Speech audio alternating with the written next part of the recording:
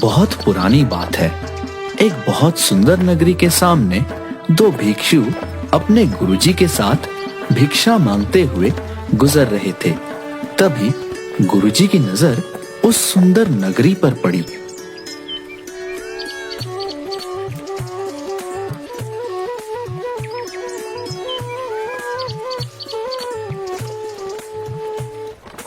वाह वाह वाह, अति सुंदर। इस नगरी को देख के तो आंखें तृप्त हो गईं। बहुत सुंदर नगरी है।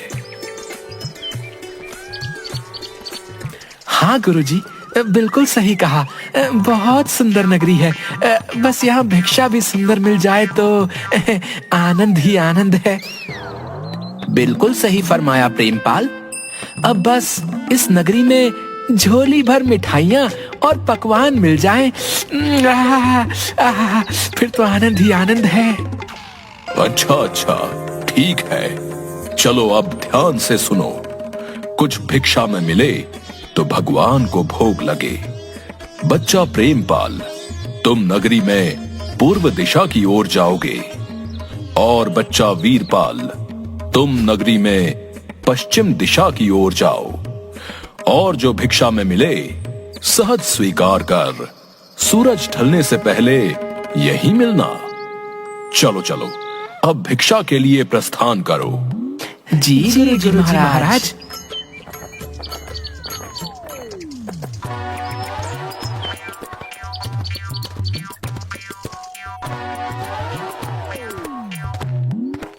अरे वाह, चलो कोई तो दिखा।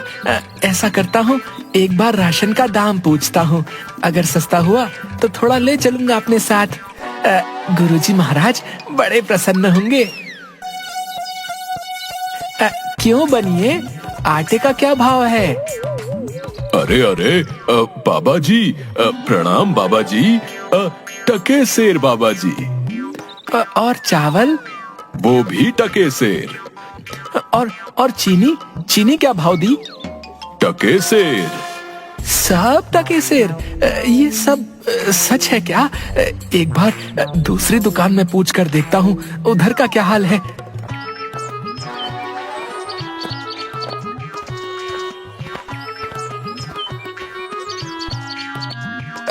अरे बेटी, टमाटर कैसे दिए?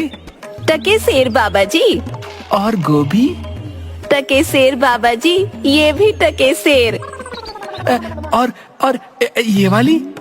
साधु महाराज, ये भी टके सेर दिया। अरे वाह वाह वाह, आनंद ही आनंद, सब टके सेर।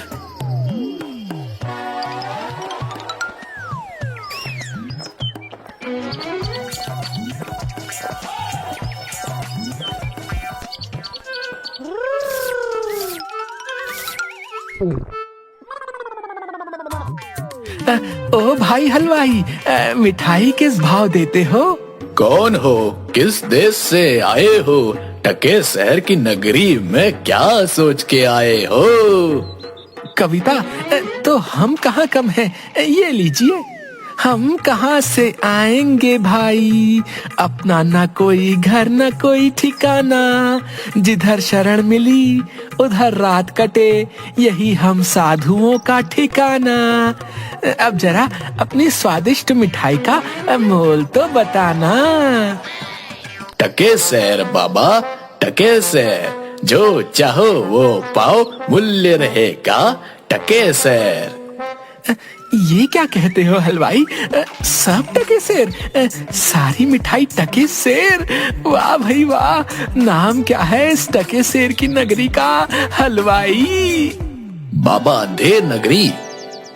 वाह वाह भाई, अंधेर नगरी, चौपट राजा, टके सेर भाजी, टके सेर खाजा। तो बाबा कुछ लेना हो तो बताइएगा, क्या बंधवाऊं आपके लिए? बच्चा, मांगकर 5 पैसे लाया हूँ, सबकी मिठाई कर दो। हाँ,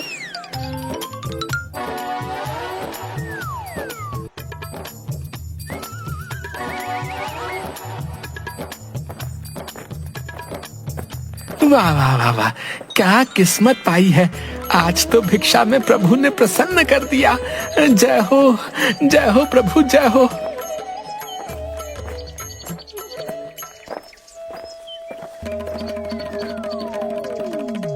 बच्चा वीरपाल, क्या भिक्षा लाए? गठरी तो बहुत भारी मालूम होती है। गुरुजी महाराज, 5 पैसे भिक्षा में मिले थे, उसी से गठरी भर मिठाई लाया हूँ। अरे बच्चा, 5 पैसे में गठरी भर मिठाई? ये कौन सी नगरी है? अंधेर नगरी, चौपट राजा, टके शेर भाजी, टके शेर खाजा। अरे राम राम राम राम, राम बचाए लाखों पाए।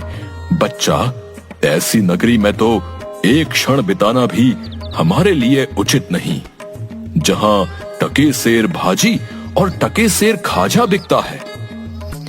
गुरुजी, ऐसा तो संसार भर में कोई देश नहीं है जहां 2 पैसे पास रहने से मजे से पेट भरता है। मैं तो इस नगरी को छोड़कर नहीं जाऊंगा। हाँ, देख बच्चा, पीछे पछताएगा। मैं तो इस नगरी में एक पल भी नहीं रहूंगा। देख, मेरी बात मान, पीछे पछताएगा। मैं तो जाता हूं, पर इतना कह देता हूं कि कभी संकट पड़े तो याद करना। देख वीरपाल, क्यों जिद करता है? जब गुरुजी ने कहा चल, तो चल यहाँ से। यहाँ रुकना उचित नहीं। अरे जा जा चिपको कहीं का, चिपका रहे अपने गुरुजी से। मैं तो इस नगरी में पेट भर खाऊंगा। तू भूखा भिक्षा मांग, मैं नहीं जाने वाला।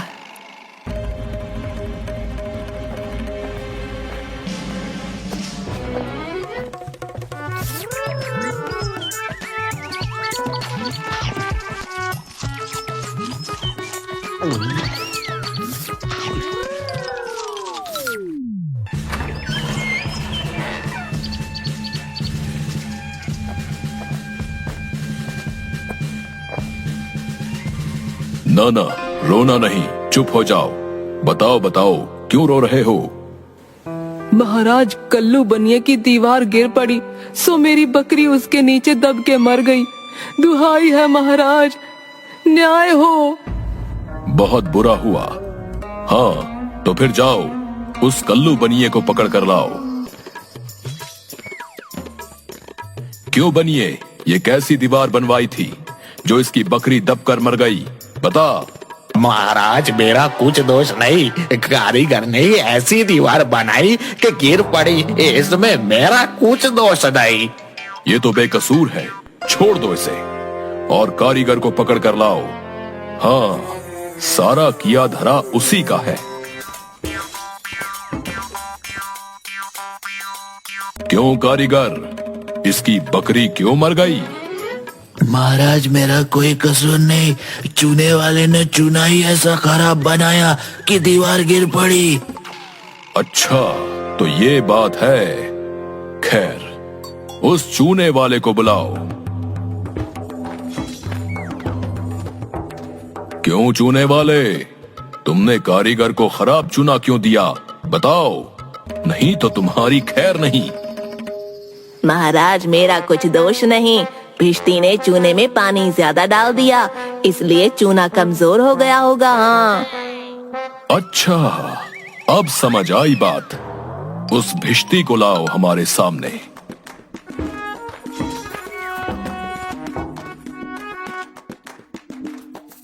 क्यों भिश्ती, इतना पानी क्यों मिलाया तुमने कि इसकी दीवार गिर पड़ी और बकरी दबकर मर गई? महाराज, गुलाम का कोई कसूर नहीं, कसाई ने मशक ही इतनी बड़ी बना दी थी कि उसमें पानी ज्यादा आ गया। अच्छा, कसाई को लेकर आओ और इस भिश्ती को निकालो यहां से। क्यों कसाई, तुमने ऐसी मशक क्यों बनाई? महाराज, गड़िया ने टकेसर में इतनी बड़ी भेड़ मुझे बेची कि मशक बड़ी बन गई। अच्छा, तो चलो इस कसाई को निकालो यहां से और गडरिये को लाओ यहां पर। क्यों गडरिये, ऐसी बड़ी भेड़ क्यों बेची तुमने? महाराज, उधर से कोतवाल साहब की सवारी आ रही थी, इस कारण मैंने छोटी बड़ी भेड़ का ख्याल ही नहीं किया। मेरा कुछ कसूर नहीं। अच्छा, इसको अब निकालो और कोतवाल को पकड़ कर लाओ। महाराज मेरा कसूर कैसे? मैं तो शहर के इंतजाम के लिए आया था। भला अगर अपना काम नहीं करूंगा तो अपना फर्ज कैसे निभाऊंगा? ये तो बड़ा गजब हुआ। कहीं ऐसा ना हो कि ये बेवकूफ अपने चक्कर में पूरे नगर को फूंक दे। नहीं नहीं, तुमने इतनी धूम से सवारी क्यों निकाली? हाँ हाँ मंत्री जी, सही कह रहे हैं। तुमने इतनी धूम से सवारी क्यों निकाली, जिसका परिणाम ये हुआ कि बकरी मर गई। लेकिन महाराज हम अब कुछ नहीं सुनना चाहते। ले जाओ इसे और फांसी पर चढ़ा दो।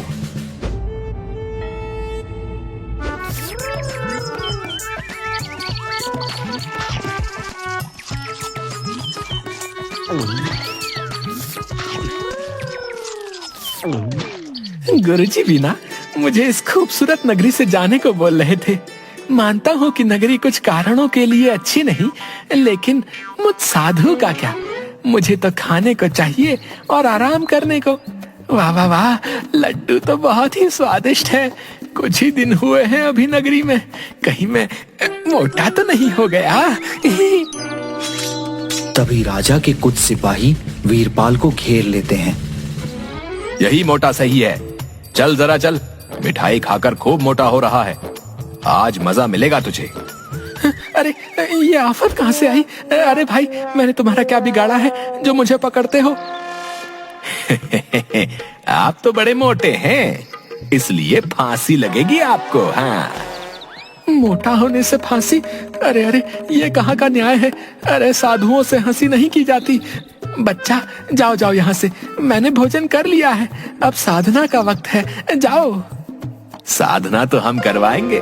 जब सूली पर चढ़ जाओगे तब पता चलेगा कि फांसी है या हंसी है। सीधी तरह चलते हो या घसीट कर ले जाएं।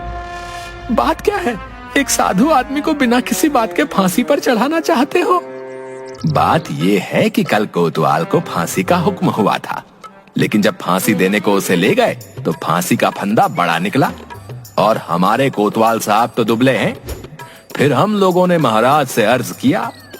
इस पर हुक्म हुआ कि एक मोटा आदमी पकड़कर फांसी दे दो, क्योंकि बकरी मरने के अपराध में किसी ना किसी को तो सजा मिलनी जरूरी है ना, नहीं तो सच्चा न्याय हो नहीं पाएगा। हे प्रभु, इस पापी पेट के चक्कर में मैंने गुरुजी की बात न मानी। हे बाप रे, मुझ बेकसूर को क्यों फांसी दे रहे हो? अरे भाइयों, कुछ तो धर्म का ख्याल करो। अरे मुझे छोड़ दो मुझे। मैंने गुरुजी का कहना क्यों नहीं माना? उसी का फल है। गुरुजी कहाँ हो? गुरुजी, मुझे अभी नहीं मरना गुरुजी।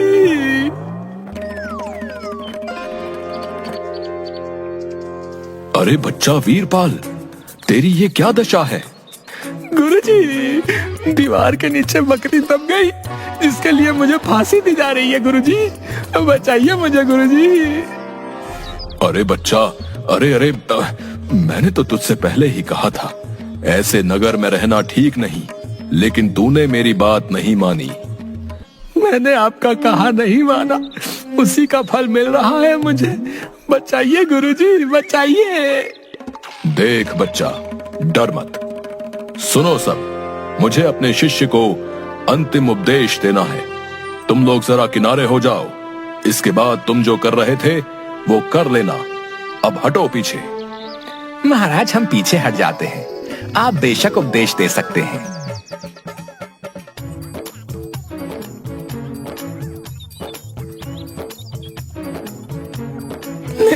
तब तो गुरुजी, हम अभी फांसी पर चढ़ेंगे। अरे नहीं बच्चा, हमने इतना समझाया नहीं मानता। हम बूढ़े हुए, हमको चढ़ने दो फांसी पर। भला तुम्हारा पूरा जीवन शेष है, मजे से गुजारो।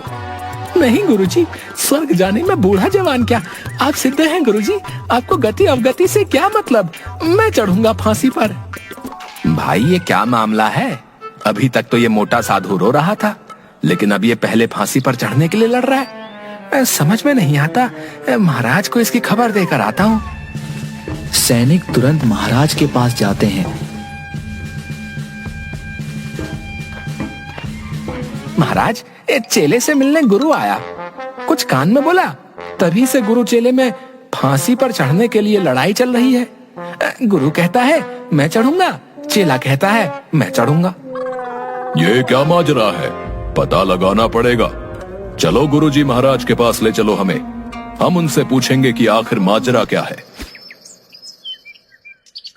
बताइए गुरुजी महाराज, आप फांसी पर क्यों चढ़ना चाहते हैं? महाराज, इस समय ऐसी शुभ घड़ी है कि जो भी पहले फांसी पर चढ़ेगा उसे स्वर्ग की प्राप्ति होगी। तब तो हम ही फांसी पर चढ़ेंगे। नहीं, हमको फांसी की सजा मिली थी ना, हम ही चढ़ेंगे। हमको हुक्म है। हाँ भाइयों, जल्दी करो, हमको फांसी दो। हाँ। नहीं नहीं, हम लटकेंगे, हमारे कारण ही तो दीवार गिरी थी ना। चुप रहो सब लोग, महाराज के होते हुए कौन स्वर्ग जा सकता है? हमको फांसी पर चढ़ाओ, जल्दी जल्दी करो।